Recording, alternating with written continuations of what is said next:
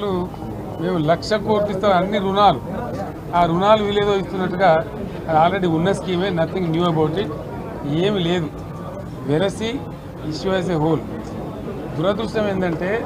చాలా bad luck ఏంటంటే మేము కూడా ప్రభుత్వం ఏర్పడిన తర్వాత కనీసం ఒక 6 మాసాల సమయం వాళ్ళకి ఇవ్వాలని మేము అనుకున్నాం నేను కూడా శాసనసభకు పెద్దగా రాలేదు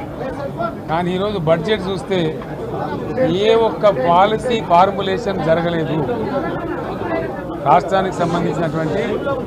ఏ ఒక్క విషయంలో కూడా ఈ అర్బక ప్రభుత్వం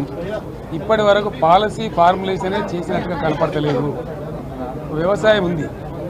మాకు స్పష్టమైన అవగాహన ఉండే ఈ రాష్ట్రంలో వ్యవసాయ స్థిరీకరణ జరగాలని మేము 2 పంటలకు కూడా ఇచ్చినాం రైతు బంధు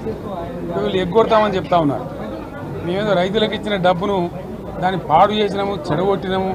దుర్వినియోగం చేసామన్న పద్ధతిలో దురదృష్టకరమైన వ్యాఖ్యలు చేస్తూ ఉన్నారు అంటే ఇది పూర్తిగా రైతు శత్రు ప్రభుత్వం అనేది తెలుస్తూ ఉంది ధాన్యం కొనుగోలు చేయలేదు విద్యుత్ సరఫరా చేయడం లేదు నీళ్లు సరఫరా చేయడం లేదు చాలా ఇబ్బందులు పెడతా ఉన్నారు ఇంకా రైతు భరోసా రైతు బంధు గురించి ఇంకా ప్రస్తావనే లేదు ఎప్పుడు వేస్తారని మా ఎమ్మెల్యేలు అడిగితే కూడా కనీసం సమాధానం చెప్తలేరు కాబట్టి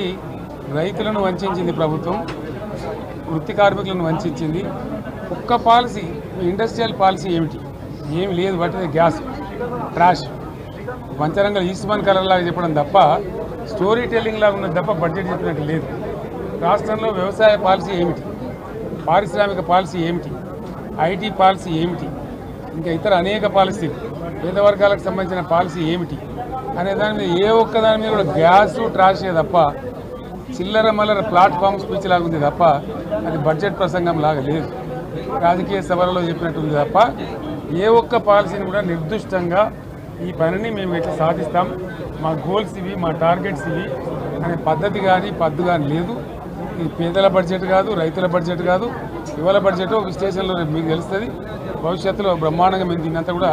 చీల్చి చెండాడబోతాం థ్యాంక్ యూ